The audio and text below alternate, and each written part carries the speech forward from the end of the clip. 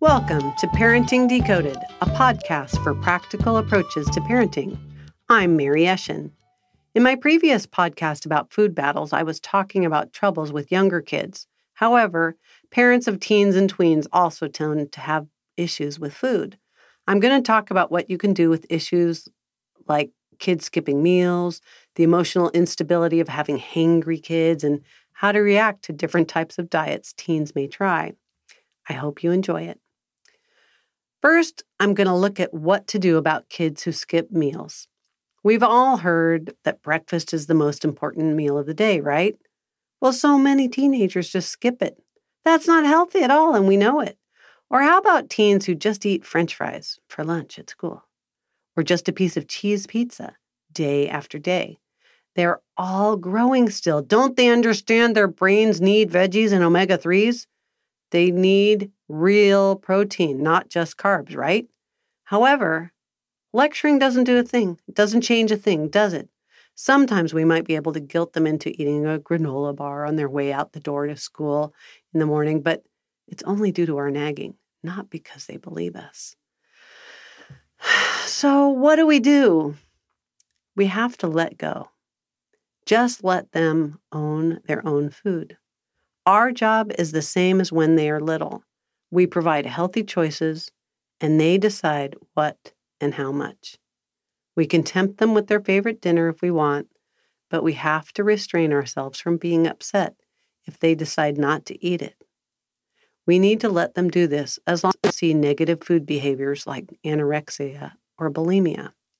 Those are serious conditions that need medical help right away.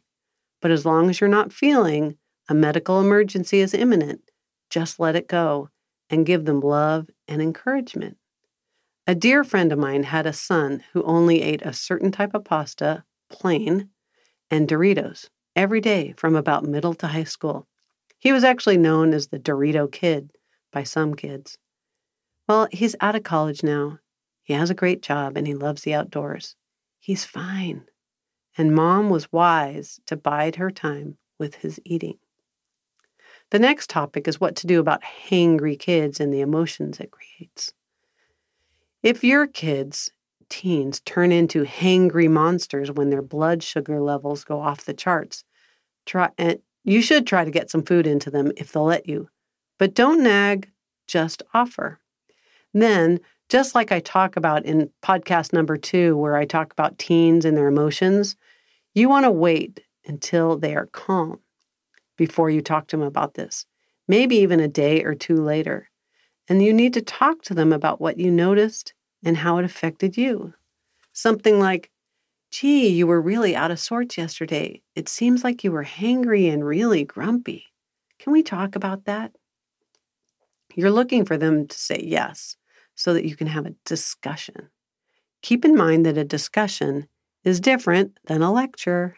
You need to ask questions, not tell your child what to do.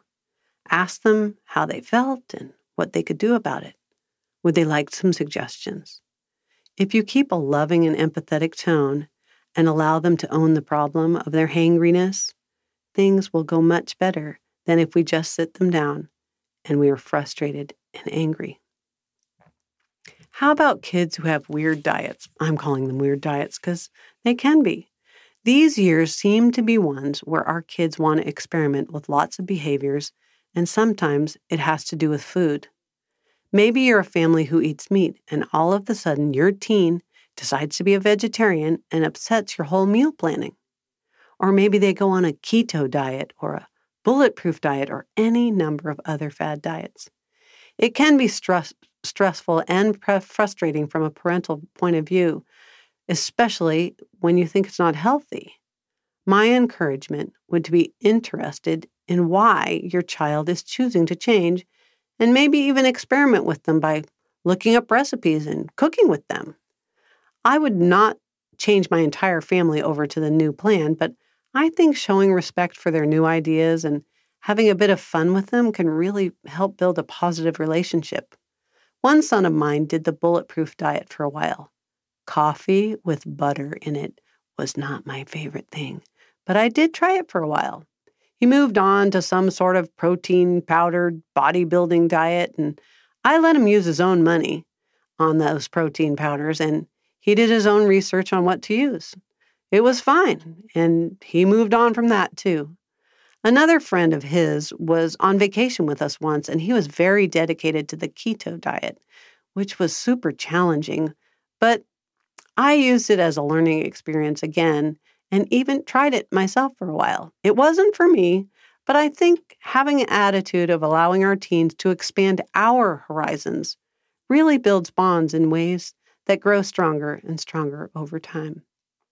That's actually it for now on my thoughts about teens and food, but I hope you found it interesting in dealing with their food issues. If you have more questions about teens and food that I didn't cover, I'd love to hear from you.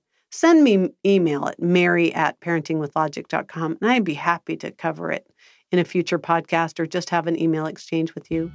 I hope you've enjoyed this podcast, and I look forward to continuing to decode the world of practical parenting in the future.